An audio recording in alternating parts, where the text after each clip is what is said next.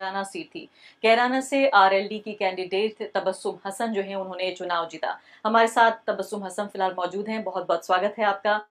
और खासकर ये जो सीट है वो इसलिए भी ज़्यादा प्रकाश में रही, ज़्यादा लोगों का ध्यान था क्योंकि अब से ठीक 5 साल पहले जिस तरह से कम्युनल पोलराइज़ेशन हुआ, जो सांप्रदायिक दंगे हुए वहाँ उस पूरे इलाके में, उसने कहीं न कहीं जो रिलीजियस ग्राउंड था, उस पर पूरे तरीके से पोलराइज़ कर दिया था, पूरे इलाके को ध्रुवीकरण कर दिया था और ऐसे में एक मुस्लिम पहचान रखने वाली महिला वहाँ से आरएलडी की टिकट पर जो है वो चुनाव जीतती हैं और खासकर पूरा विपक्ष जो है वो उनके पीछे खड़ा होता है, तमाम विपक्षी पार्टियाँ। तबस्सुम हसन जी, सबसे पहले मुझे ये बताइए कि क्या आपको ये अंदाज़ा था कि आप ये चुनाव जीत जाएँगी? नहीं, अंदाजा तो पहले शुरू से ही था हमें कि हम इंशाल्लाह जीतेंगे। लेकिन इतना ज़्यादा जो वहाँ कम्युनल पोलराइज़ेशन हुआ था 5 साल पहले, अभी असेंबली हमने इलेक्शन में देखा बीजेपी इतने भारी जो है वो उनको मेजॉरिटी से वो जीती है, उसके बावजूद भी कैसे आपको विश्वास था? नहीं, मुझे तो पूरा विश्वास था और मेरे लोगों को भी पूरा विश्वास था और जो है पीछे भी हम लोग जो है इसी 14 के बाद में बाईपोल में बेटा जीता एमएलए का और फिर 17 में भी बेटा जीता। तो था कि नहीं जीतेंगे, अगर हम सब गठबंधन के साथ आ रहे हैं, सब लोग एक साथ आ रहे हैं तो हम लोग जीतेंगे। तो यानी ये माना जाए कि आपको जो जाट वोट मिला खासकर वो इसलिए मिला क्योंकि आप जो हैं वो एसपी में होने के बावजूद भी आप रातों रात जो है वो शिफ्ट हुई, आपकी सदस्यता जो है वो आरएलडी की बन गई और फिर वहां से आपको टिकट मिला। ये बदलाव क्यों करना पड़ा? देखिए, ये पार्टी शीर्ष नेतृत्व ने बैठ के फैसला किया कि आपस में हम अगर इस तरह कॉम्बिनेशन बनाएंगे तो जीत मिलेगी। तो इस वजह से जो है जैसा हम सब लोगों ने ऊपर से ही समझा, सारी पार्टियों के राष्ट्रीय अध्यक्ष मिले, बैठे, बात हुई और उन्होंने हमें कहा कि ऐसा करने जा रहे हैं हम, आप तैयार हैं? तो हमारा तो देखिए पहले से जो है आरएलडी से संबंध है। मैं भी चुनाव सरगना में एमएलए का लड़ चुकी हूँ आरएलडी से ही 2007 में। तो अब मेरे हस्बैंड जो है 2 बार एमएलए फर्स्ट टाइम इसी से रहे हैं, उनकी भी शुरुआत यहीं से हुई है।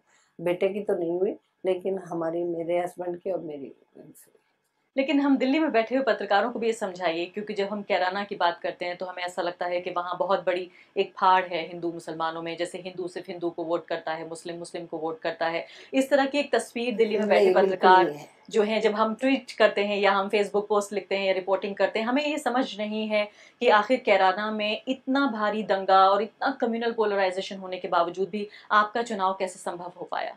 देखिए, कैराना में लोकल में जो हमारा टाउन है उसमें दंगा ना जब हुआ था 13 में और ना कभी पहले हुआ, उससे हमें याद नहीं है कि कभी वहाँ दंगा हुआ। हाँ, इन लोगों ने जब अपनी शुरुआत वहाँ बीजेपी की करी, इधर उधर से इकट्ठा ये लोग हुए, तो क्योंकि जो पार्टियां वहाँ थी पहले, कांग्रेस और ये क्षेत्रीय पार्टियां यही लड़ती थी चुनाव। बीजेपी जब पहुंची तो इसने शुरुआत की देहात से, गांव से। गांव में इन्होंने जो है छिटपुट घटनाएं करनी शुरू करी, तो उसी से फिर जो है आसपास में दंगा हुआ। कैराना में नहीं हुआ और किसी मतलब कस्बे में किसी में नहीं हुआ, सिर्फ जो है देहात में इन लोगों का बस चला, इन्होंने वहीं पे किया। और एक सबसे पहली शुरुआत एक गांव है बुच्चाकेड़ी, वहाँ से हुई थी। वहाँ होली पे एक मंदबुद्धि बच्चे से होली के टाइम से पहले जो है दिए से आग लग गई और उसको जो है इन्होंने दूसरा रंग दे दिया सब लोगों ने कि तुम मुस्लिमों ने हमारी होली टाइम से पहले जला दी। तो ये हुआ था, इसी से शुरुआत हुई थी वहाँ दंगे की। और इसमें बढ़ चढ़ के जो है स्वर्गीय हुकम सिंह जी ने हिस्सा लिया था। जो है उन्होंने इन चीज़ों को जो है बहुत बड़ा चढ़ा के उस टाइम बताया, क्योंकि वो पार्टी में अलग थलग पड़ गए थे। तो उन्होंने सोचा कि मैं भी थोड़ा सा, संगी सोम जी हैं, सुरेश राणा जी हैं, ये सब आगे बढ़ गए हैं, बच्चे हैं मेरे सामने के, तो मुझे भी कुछ आगे बढ़ने के लिए करना चाहिए। तो इस तरीके से उनका मन बदला।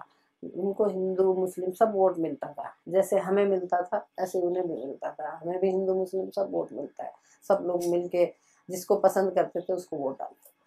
तो ऐसा वहाँ इलाके में कोई वो नहीं था।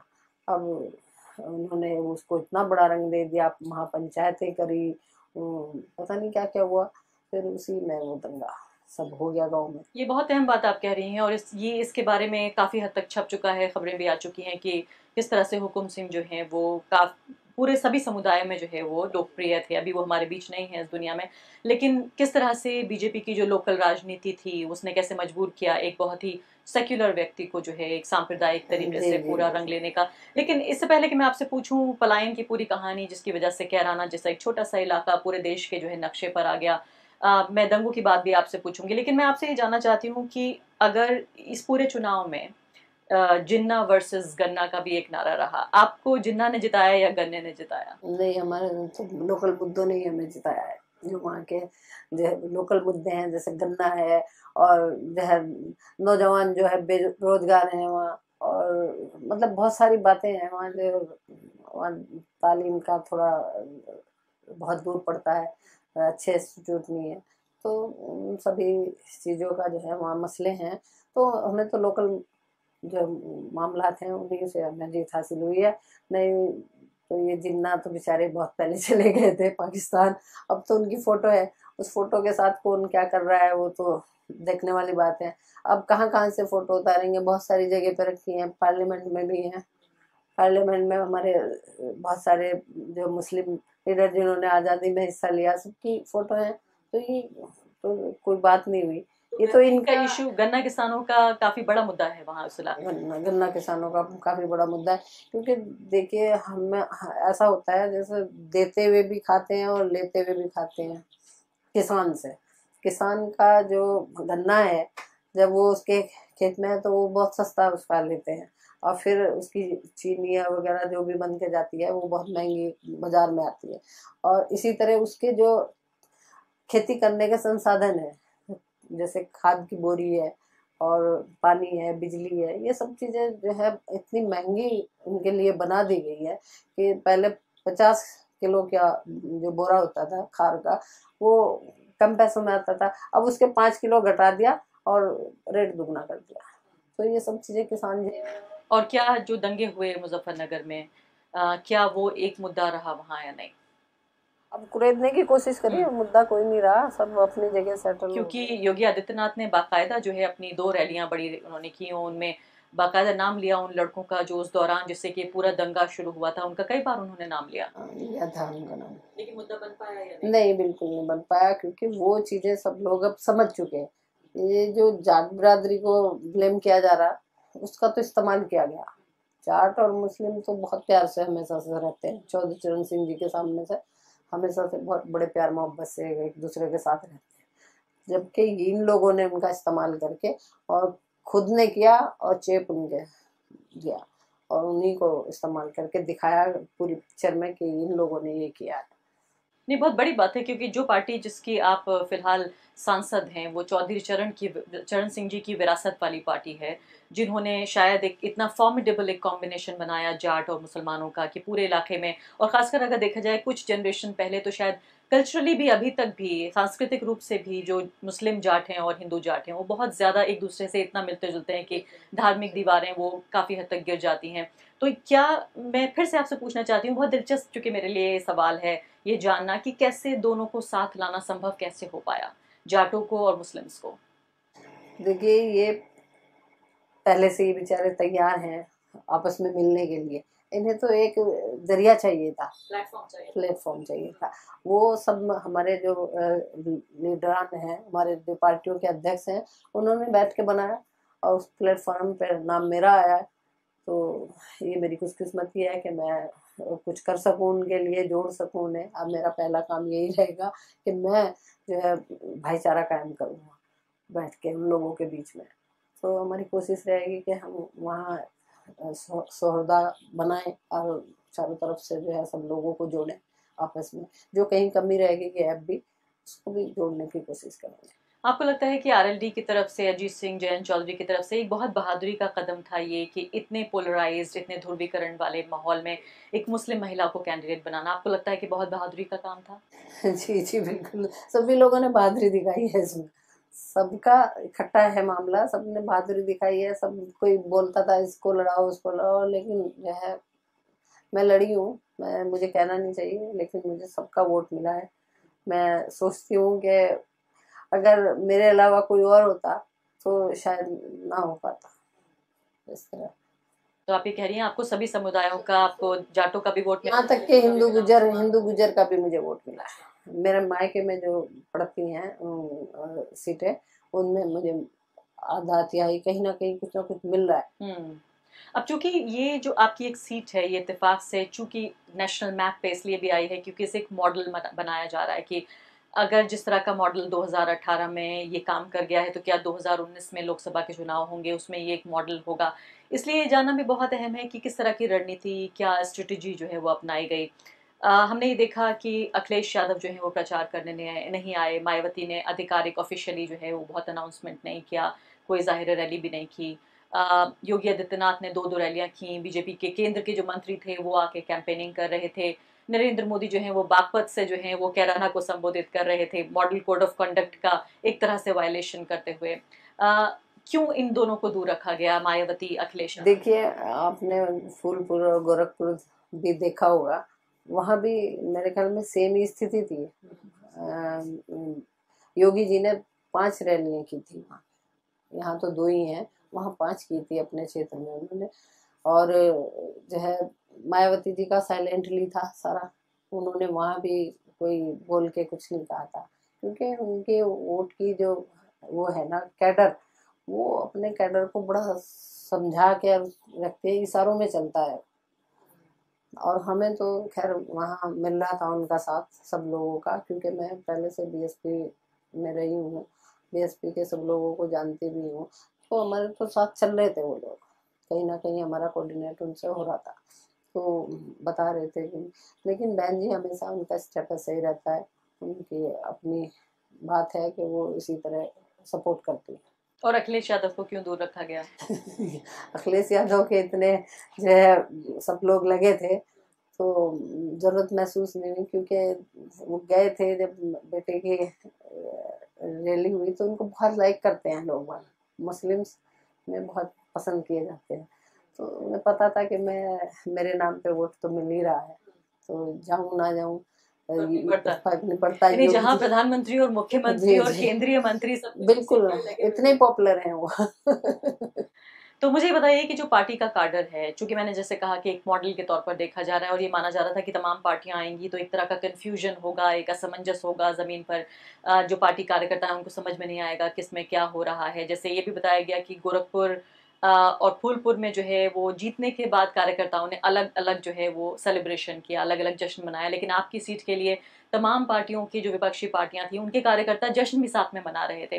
तो ग्राउंड पे कैसे आपने? देखिए, वो जो वहाँ हुआ ना, वो थोड़ा पहले था, समझने में दिक्कत आई है, लेकिन जब लोग बाग समझ गए ना, तो उसके बाद में लीडर बाद में एक्सेप्ट कर पाए। जनता ने पहले इस गठबंधन को, महागठबंधन को एक्सेप्ट किया, जनता ने पहले बिल्कुल बिल्कुल। अब चाहती है, अब भी चाहती है कि ऐसा ही हो, क्योंकि जो वोट बिखरता है ना, तो मायावती जी भी मुस्लिम्स को दे देंगी टिकट, और जो है अखिलेश जी की तरफ से भी मुस्लिम को चला गया, और मतलब ये सारे जो इस तरह के होते हैं चुनाव में, तो उसमें सारा फिर बिखराव हो जाता है, और फिर बीजेपी अपना स्वीप कर जाती है। तबस्सुम जी, क्योंकि बार बार कुछ एक्सपर्ट्स ये भी कह रहे हैं कि दरअसल इसको बहुत ज़्यादा एक राष्ट्रीय महत्व या नेशनल इम्पोर्टेंस बनाने की ज़रूरत नहीं है, ये बहुत लोकल फैक्टर्स थे जिनकी वजह से ये सीट जो है जीती गई आरएलडी के ज़रिए। आपकी क्या समझ है, क्योंकि आप इतने दिनों से, बहुत सालों से सियासत में, इससे पहले आपके पति भी थे, बेटा भी आपका सियासत में है। क्या आपको लगता है कि इसके पीछे लोकल रीजंस थे या इसको वाकई इतना महत्व, इतनी अहमियत दी जाए कि नेशनल जो है एक मॉडल तैयार किया? देखिए, ये तो उनका डर बोलता है, अगर इसको ज्यादा महत्व दे दिया तो ये उनका डर है, वो अपने डर की वजह से कह रहे हैं कि अगर इसको महत्व दे दिया तो हम खत्म हो जाएंगे, तो ये तो उनकी सोच है। लेकिन है यही बात कि ये जो पैटर्न चल गया, और ये अगर कामयाब है, फूलपुर, गोरखपुर और नूरपुर और कैराने तक पहुंचा है, तो होगा इंशाल्लाह, सब ठीक होगा। 19 के लिए मैं वही पूछ रही हूँ आपसे कि क्या 2019 के लिए इस चुनाव का जो नतीजा है वो एक मैसेज है? मैसेज है, बिल्कुल मैसेज है। और लोकल वजहों के अलावा आपको लगता है इसकी राष्ट्रीय एक वजह है? नहीं, लोकल वजह तो देखो, लोकल में तो सब एक दूसरे की टांग खींचते हैं, हम भी चुनाव लड़ते हैं, हमें पता है कि कैसे क्या होता है, सब सब लोग। लेकिन जहाँ ये एक बीजेपी के खिलाफ जो बना है मूवमेंट, तो इसमें मुझे नहीं लगता कि एक दूसरे की टांग खींचेंगे या जो है कुछ ऐसा होगा, ये सीधा जो है बीजेपी के खिलाफ जाएगा। इंदिरा गांधी के दौर की वापसी है ये कि तमाम विपक्षी पार्टियां एकजुट हो जाए? बिल्कुल है, उसी तरह से है जैसे वो जब इमरजेंसी में गई थी और उसके बाद हुआ था।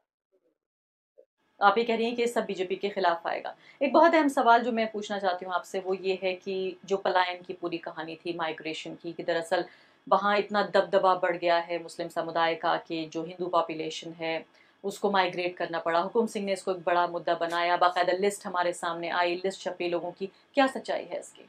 देखिए, ये जो हमारा टाउन है ज़्यादातर उस टाउन की थी, कैराना टाउन की थी, कैराना कस्बे की, कि वहाँ हमेशा से रेशो यही है 80 और 20 का, हिंदू 20 और मुस्लिम 80। तो वहाँ कभी कोई दिक्कत नहीं आई। लेकिन जब ये संसाधन खत्म हो जाते हैं, रोजगार खत्म हो जाते हैं, तो कोई ना कोई कहीं ना कहीं अपना रोजगार बाहर ढूंढने जाता है अपने बच्चों की बेहतरी के लिए। तो ऐसा ही वहाँ भी हुआ, हिंदू भी हैं उसमें, मुस्लिम्स भी हैं। तो हमारे यहाँ एक लोकल में पड़ता है ये जिला पानीपत, तो यहाँ फैक्ट्रियाँ हैं और कालीन बनते हैं, चादरें बनती हैं और शॉलें, जर्सी हैं, कंबल सब बनता है वहाँ, बहुत सारी फैक्ट्री हैं बनाने की। तो उसमें सब लोग शाम में आते हैं, सुबह में निकलते हैं, 25 किलोमीटर का रास्ता है, सब जाते हैं और अपना काम करके वापस लौटते हैं और उनके घरों में ताले लटके रहते हैं। तो उन्हीं तालों को दिखा के एक लिस्ट बनाई गई है, जबकि वहाँ कोई दिक्कत नहीं है। आपने देखा होगा, शायद कवर भी किसी ने किया हो और यूट्यूब वगैरह पे अभी भी पड़ी हैं सारी चीजें। तो वहाँ उन तालों के सामने खड़े हो गए क्या कि देखे ये प्लान है, ये करके बंद चले गए, ये भाग गए, डर से भाग गए। वहाँ एक मर्डर तो जरूर हुए थे, दो मर्डर हुए थे। तो उनसे किसी ने इस बात को जोड़ दिया कि भाई ये इसलिए हुए, लेकिन वो तो एक जाहिर सी बात है, कहीं किसी में कोई दिक्कत आई, लोकल स्तर पे आपसी किसी की रंजिश हुई, तो उसमें कुछ हो गया, तो ये तो कहीं भी हो सकता है। तो इन्हें आप ये कह रही हैं कि जितनी तादाद में हिंदुओं ने पलायन किया उतनी तादाद में मुसलमानों ने भी पलायन किया, कोई पलायन नहीं खास गया, माइग्रेट भी नहीं किया। आप कहीं दिन के दौरान दिन चले के जाते थे, दौरान शाम में शाम वापस में आते थे, वापस और इसमें एक कहानी बनाई गई। बनाएंगे। लेकिन इसका दूसरा लेकिन पहलू जी। 17 में जब वोटिंग हो रहा था, 2017 का एमएलए का, 2 बजते जिन्होंने ये लिस्ट दी थी, जिन्होंने सारा प्रोपेगेंडा बनाया था, वो अपनी बेटी के साथ उस मीडिया के सामने आते हैं, वहीं उसी कैंपस में जहाँ वोटिंग हो रही है, और वो कहते हैं कि नहीं, वो मैंने ऐसा नहीं कहा था कि जो है प्लान है, ये तो मैंने दूसरी बात कही थी और लोगों ने घुमा फिरा के इसको दूसरी बात बोल दी। वो अपनी बात से 2 बजते जो वोटिंग हो रहा था पलट गए थे। उन्होंने सोचा कि ये बजाय फायदा होने के तुम्हें नुकसान हो गया इसका। तो ऐसा कुछ नहीं है, बहुत बाहर से लोग आए, लिस्टों का सारा देखभाल करी, कुछ नहीं निकला और न कुछ था। अभी भी सब लोग हैं। सांसद बनने के बाद आप इस झूठ का मुकाबला कैसे करेंगी? हम तो कर ही रहे हैं, लोकल स्तर पर हमेशा से हम ही लोग करते हैं इसका मुकाबला, टारगेट भी हमें ही बनाया जाता है। कोई भी खराब बात हो तो हम ही लोग हैं उसके लिए जिम्मेदार। सिक्के का दूसरा पहलू ये है कि जब दंगे हुए इस पूरे इलाके में आसपास, तो हजारों की तादाद में मुस्लिम घरानों का बाकायदा पूरे परिवार के साथ पलायन हुआ, उसकी तो बाकायदा रिपोर्ट्स हैं। ये कोई परसेप्शन की बात नहीं है। क्या आप उन लोगों को वापस लाने की कोशिश करेंगी, वैसा ही उस पूरे इलाके को बनाने की कोशिश करेंगी 2013 के दंगों से पहले, जिस तरह से मोहब्बत से, प्यार से, प्रेम से दोनों समुदाय रहते थे? देखिए, कुछ लोग तो बस गए कहीं कहीं नई जगह पे, और जो जाना चाहे उनके लिए दरवाजे खुले हैं और जा सकते हैं, और वो चाहें तो हम मदद करेंगे उनकी, वो वहाँ रहें, तो कोई दिक्कत नहीं। अब फिलहाल सब उनकी जो जो मामला था ना बीजेपी के लोगों का, जो उनकी सोच थी कि लड़ाओ और राज करो, तो उसको समझ गए सब लोग। अब कोई उस पैटर्न पे चलने वाला नहीं है। अभी अब भी दंगा नहीं होगा? नहीं। अब भी बहुत कराने की कोशिश करिए, सब सारे मामले, कभी कुछ कर रहे हैं, कभी कुछ कर रहे हैं, शाम में कुछ है, सुबह में कुछ है, बीजेपी वाले। जैसे अभी मेरे जीतने के बाद हो रहा है ये मामला, तो इस तरह के सारे मामला करने मैं ये भी आपसे जानना चाहती हूँ। सबने चुप होके और बड़ी शांति के साथ में जो है ये कहा कि नहीं, ये कुछ भी कह रहे हैं, उनकी किसी बात का कोई जवाब। मैं आपसे ये भी जानना चाहती हूँ, आपके नाम से जो है बहुत सारे बयान जो हैं वो सोशल मीडिया पे छप रहे हैं कि आपने ये कहा कि देखिए मेरे जीतने के साथ साबित हो गया कि इस्लाम जीत गया और हिंदुइज्म हार गया। इस तरह के बहुत सारे अलग अलग तरह के बयान, क्या आपने इस तरह का कोई बयान दिया है? नहीं, मैं तो ऐसी बात कभी कह ही नहीं सकती हूँ, ना मेरी तरफ से कही गई है। मैं तो इसका पुरजोर तरीके से खंडन करना चाहती हूँ कि जो है ये गलत बातें जो कह रहा है उसको देखा जाए, उसको पकड़ा जाए, और मैंने रिपोर्ट भी कराई है। और कई तरीके से मैं चाह रही हूँ कि इस बात का कहीं ना कहीं से कुछ ना कुछ निकले। तो हम लोग तो चाहते ही नहीं हैं, हम तो खुद जो है इतने घुले मिले रहते हैं हिंदू समाज में कि हमारा तो हो ही नहीं सकता इस तरह की बात। प्रोपेगेंडा है आपके खिलाफ? प्रोपेगेंडा है। और जो है मुनव्वर हसन जो थे, तो उनका तो बिल्कुल ही हिंदुओं में इतना घुलना मिलना था। एक्सीडेंट हुआ तो एक जाट भाई थे, उनकी गोद में उनका दम निकला, उनके बेटे बैठे हैं इधर, ये फोटो जो बना रहे हैं। तो और जो एक भाई हैं दूसरे जाट भाई, वो उनका पूरा शरीर डैमेज हो गया था, वो अभी भी मेरे साथ हैं, भाई की तरह मेरी मदद करते हैं। उनका पूरा शरीर, तो वो तो हमारी फैमिली तो पूरी हिंदू समाज में घुली मिली हुई है। हमें लगता ही नहीं है कि ये हिंदू है मुसलमान है, बड़े प्यार से रहते हैं हम सब लोग। और वहाँ भी मैं कैराने की बात बताऊँ आपको, वहाँ कोई ऐसी बात नहीं है, सब लोग बहुत प्यार से रहते हैं। बहुत बहुत शुक्रिया आपका तबस्सुम हसन साहिबा हमसे बातचीत करने के लिए। शुक्रिया।